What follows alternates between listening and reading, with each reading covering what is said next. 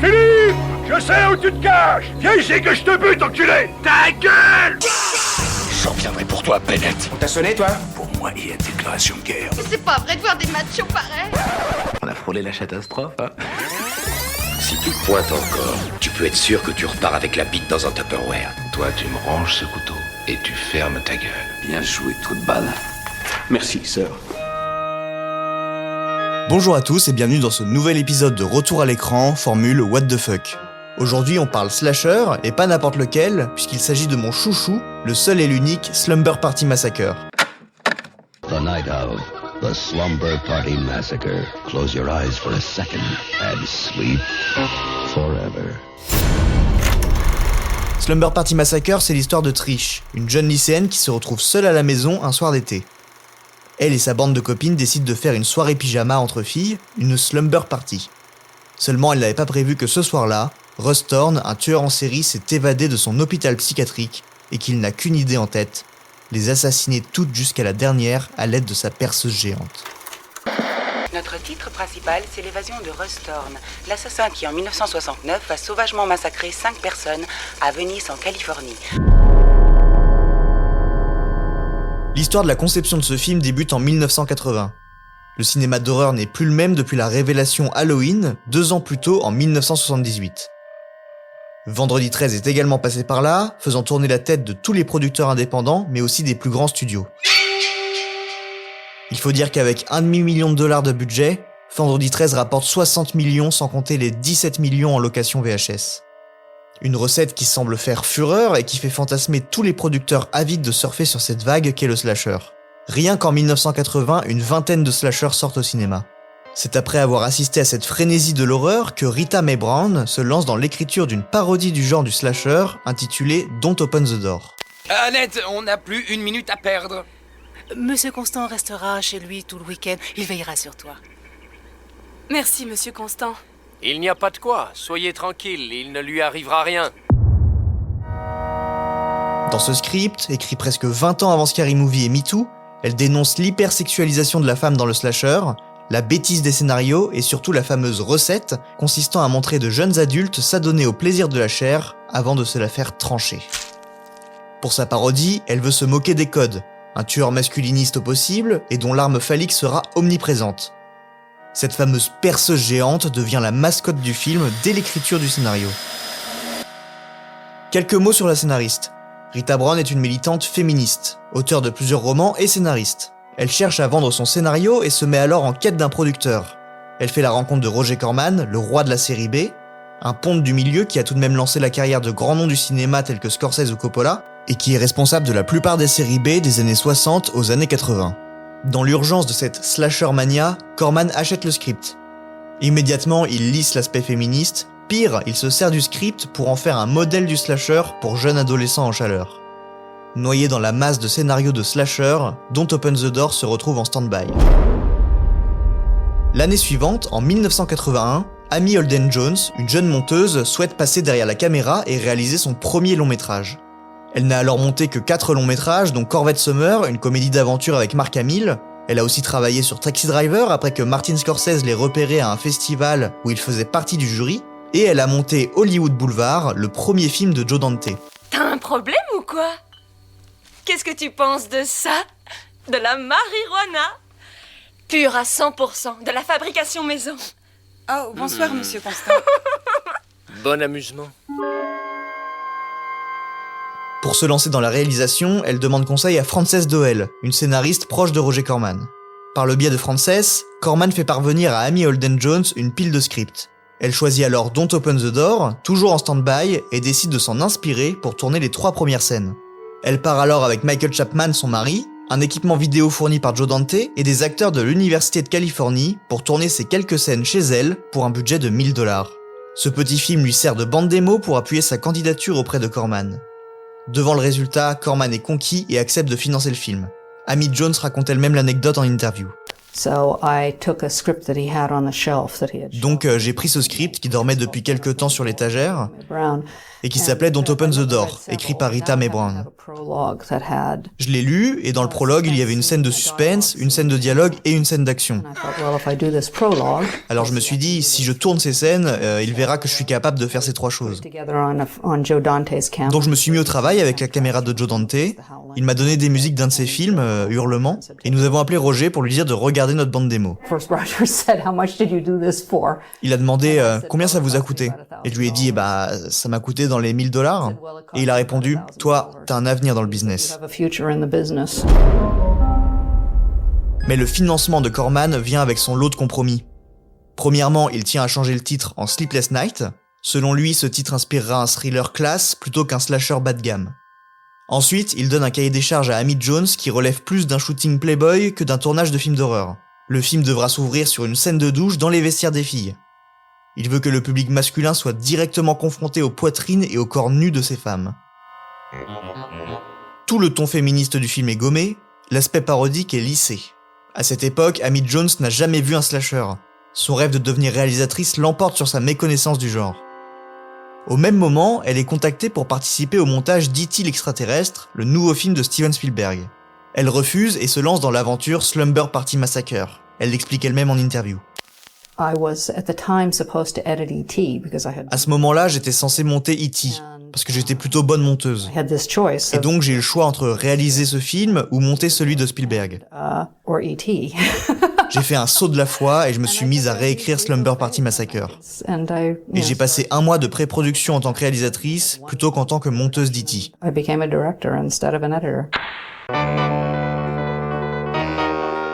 Le budget accordé au film est de $220 000. Amy Jones trouve les 2 décors principaux du film, 2 maisons sur Mountain View Avenue, à Los Angeles. Elle habite à quelques kilomètres de là et le lieu de tournage est à proximité de la maison de Corman et des locaux de la New World Pictures, sa société de production. Le casting commence, la règle est simple, il faut de jolies filles, plutôt bien formées, et un acteur capable d'interpréter un tueur psychopathe. Une fine équipe de jeunes acteurs est alors engagée. Parmi eux, la future Scream Queen Brinke Stevens, qui d'ailleurs sera figurante dans Body Double de De Palma. Je profite de cette info pour indiquer que De Palma dans Body Double utilise également un tueur à la perceuse, dans la même optique phallique. La question qui demeure toujours en moi, est-ce une référence à Slumber Party Massacre ou simplement une coïncidence scénaristique? Parenthèse close, passons au tournage. Nous sommes en plein été 81. Le tournage est limité à 3 semaines. L'une des premières séquences, et pas des moindres, pose déjà problème. En effet, les jeunes actrices refusent de se mettre nues pour la scène de la douche. Corman fait pression sur Amy Jones, qui doit obligatoirement cocher cette case pour le film. Sur le tournage, le ton monte. Si Brinke Stevens n'est absolument pas gênée par la nudité, il n'en est rien pour les autres actrices. Tu veux du shampoing, Tracy? Non, je me suis déjà lavé les cheveux ce matin. Tu regardes parfois le basketball à la télé? Oh oui, j'adore regarder ces grands gaillards. Ils sont si sexy. Certaines vont malheureusement comprendre que cette étape fait partie du jeu. Par peur de voir leur poitrine à l'écran, certaines actrices mettent du scotch sur leur sein afin de rendre l'exploitation d'un plan poitrine impossible au montage. C'est pourquoi on voit beaucoup de femmes de dos dans cette scène. Amy va obéir aux ordres de Corman comme elle l'explique en interview. La nudité était pour lui plus importante que le sexe. C'est ce qu'il faisait vendre. La scène de la douche est un peu gênante à regarder car elle n'est pas réaliste. Ça sonne comme un fantasme d'homme. Mais je l'ai faite. Il la voulait, il l'a eu, c'est fait.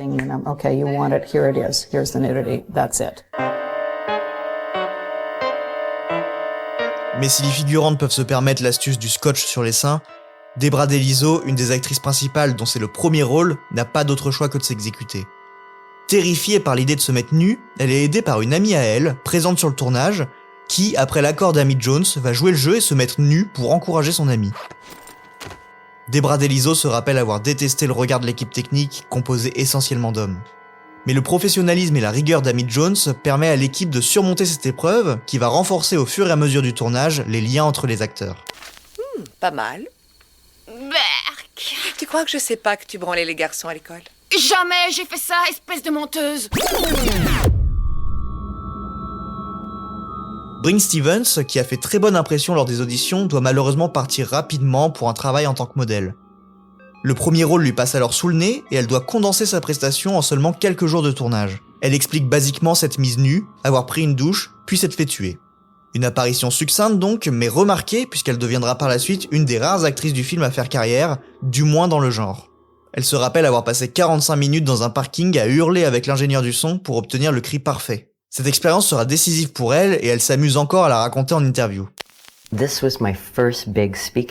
C'était mon premier vrai rôle dans un film.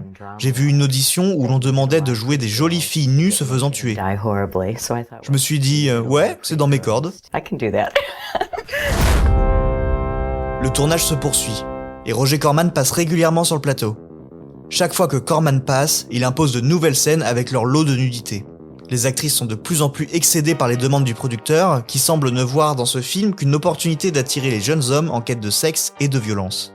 Amy Holden-Jones fait alors tampon lorsque les actrices refusent de montrer leur poitrine, et va même jusqu'à proposer de payer de sa poche n'importe quelle femme sur le plateau pour qu'elle double la poitrine de Gina Marie lors d'une scène dans la voiture avec son petit ami. Michelle Michael, une des actrices principales, n'a aucun problème avec la nudité et accepte volontiers. C'est un rêve, on va se réveiller. C'est le jardin de l'Éden ici. Un acteur pose alors problème.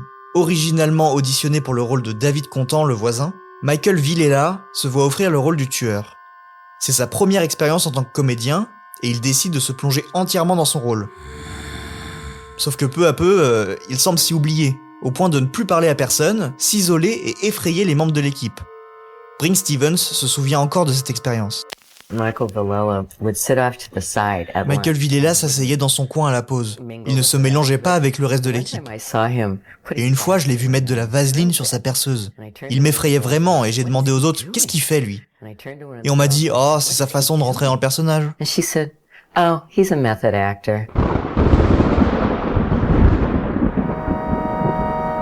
Michael Villela confessera plus tard regretter son comportement et avoir eu des doutes sur sa santé mentale tout au long du tournage. Pour son personnage, il s'inspire de la gestuelle du pan et décide de développer toute une backstory pour se mettre dans sa peau. Il invente ainsi une histoire et fait grandir le personnage en lui au point de ne plus savoir qui est qui. Il se prend même de passion pour le roman Helter Skelter qui raconte l'histoire des meurtres de Charles Manson. L'acteur raconte sa méthode en interview. Je ne parlais à personne sur le tournage, surtout pas aux filles que je n'avais pas encore tuées. Je devais d'abord les tuer pour leur parler. Mais avant ça, je me cachais derrière les buissons, je les observais, je voulais les terrifier. Le midi, je les espionnais en cachette. Et lorsque la scène arrivait, elles étaient réellement apeurées. Donc ça a marché. Elles avaient peur de moi sur le tournage.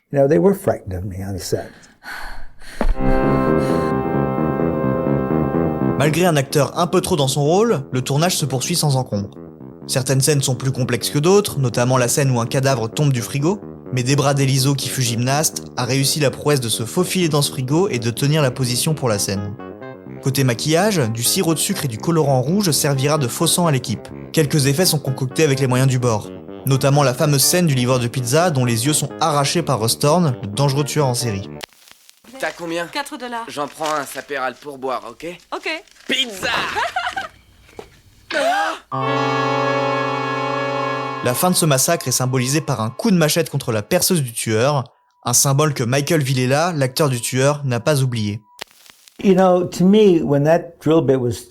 savez, quand la perceuse se fait couper en deux, moi je pensais vraiment à mon pénis. J'ai vraiment eu l'impression qu'on me coupait le pénis.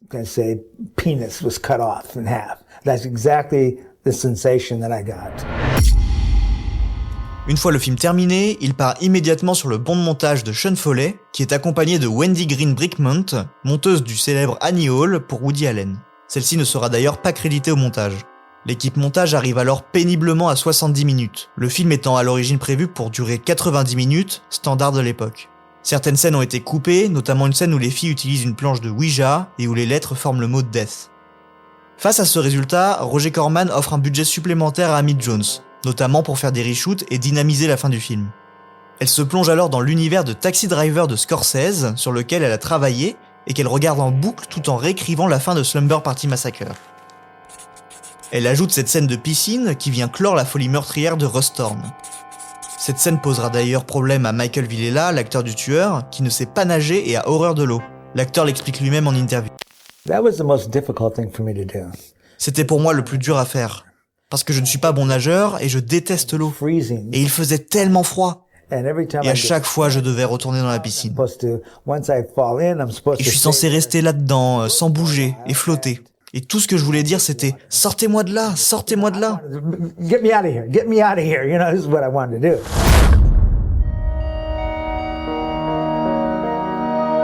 Son jeu sera légèrement modifié au montage, notamment un moment où il hurle « Maman », une improvisation que Amy Jones juge trop empathique pour le personnage. Le film repasse en montage et il faut désormais y ajouter une musique. Amy Holden Jones propose alors à son frère, Ralph Jones, de composer le score du film. Celui-ci compose l'entièreté de la BO sur un petit synthé Casio MT40. Il en ressort une BO très simpliste, mais particulièrement efficace.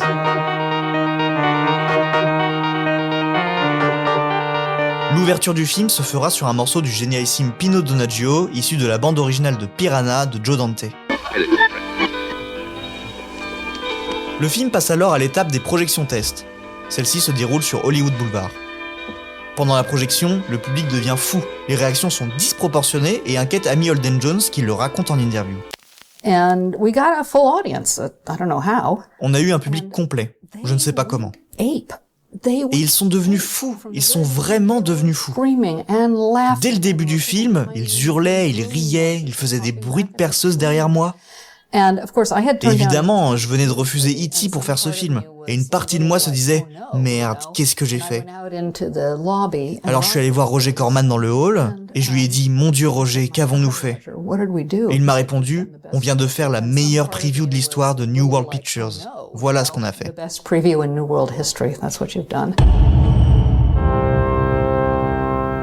Après cette impressionnante projection test, Roger Corman décide alors de prendre en charge la conception de l'affiche et invite uniquement les actrices à forte poitrine, toujours dans le but d'attirer une audience masculine. André Honori sera la seule actrice du film à figurer sur le poster. La fameuse blonde allongée sur l'affiche est en réalité Gillian Kestner, qui n'est même pas dans le film. Cette affiche marquera les spectateurs, peut-être plus que le film lui-même, tant elle reflète l'essence même du slasher. Le titre est alors modifié dans ce sens et devient The Slumber Party Massacre. Je vous en supplie, ne me tuez pas. Je vous aime. Oh, pitié, je ne vous ai rien fait. Ne me tuez pas. Il faut savoir aimer vraiment pour pouvoir tuer. Le 12 novembre 1982, le film sort officiellement en salle aux États-Unis. En France, il sortira sous le titre Fête sanglante et sera interdit aux moins de 18 ans. Avec 3,6 millions de dollars au box-office, Slumber Party Massacre est plutôt une franche réussite. Si le public semble satisfait, la critique grince des dents. Le film est jugé de clone d'Halloween au rabais, anti-féministe et ultra-violent. Amy Holden Jones subit alors une vague de haine, la qualifiant de traître à sa cause. Elle ne se démonte pas et affirme que cela ne gêne personne quand des réalisateurs masculins font la même chose qu'elle. Mais déjà à l'époque, certains critiques reconnaissent en Slumber une œuvre satirique et critique sur son propre genre. Ce qui était l'idée de départ de sa scénariste Rita Mae Brown. Le succès en salle et surtout en VHS permet d'engranger 2 suites. Les suites, loin du niveau du premier, sont des slashers assez loufoques et ayant peu de lien avec l'œuvre originale. On aura également le droit à un remake ignoble qui verra le jour en 2021. Amy Holden Jones est plutôt fière de son travail. Elle a su apporter sa touche dans un film qui partait dès le départ sur un chemin glissant. Et elle a surtout réussi à cocher toutes les cases du slasher. La nudité à outrance, la violence, avec un body count de 12 meurtres, et surtout un rythme particulièrement soutenu qui, à mon sens, permet de faire tenir le film. Au fil du temps, Slumber Party Massacre s'est fait un nom dans le milieu du slasher. S'il n'est pas célébré comme le sont les Griffes de la Nuit, Halloween ou Scream, Slumber a su apporter ce quelque chose en plus qui lui a permis de se démarquer du lot.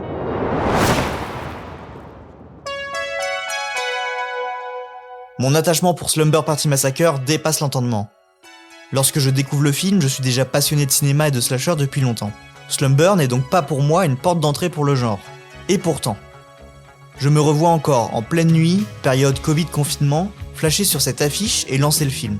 J'ai été pris au piège de ce petit slasher sans grandes aspirations et il s'est immédiatement placé très haut dans mon estime cinématographique. Que ce soit la musique, le côté kitsch, le ton particulièrement satirique sans assumer la parodie à 100%, ou même tout simplement cette VF, tous ces éléments ont fait de Slumber Party Massacre un de mes films préférés. C'est pour moi une franche réussite, un slasher malin qui arrive relativement tôt dans l'aventure du genre et qui se permet déjà de le critiquer. Slumber est pour moi un incontournable, je dirais même plus un prototype du slasher au même titre qu'Halloween. Ce visionnage de Slumber Party Massacre m'a marqué à vie, au point de m'inspirer mon premier court-métrage, Pizza Time, dont le titre est une référence induite au film. Bon alors, dit comme ça, si vous ne l'avez pas vu, vous vous attendez peut-être à un chef-d'œuvre. Donc je me dois de réguler un petit peu vos attentes. On est loin du niveau de Carpenter ou de Craven dans ses bons jours. Mais le côté jouissif, voire régressif de ce film, mi-fauché, mi-brillant, n'a de cesse de raviver la flamme du slasher dans mon cœur de cinéphile.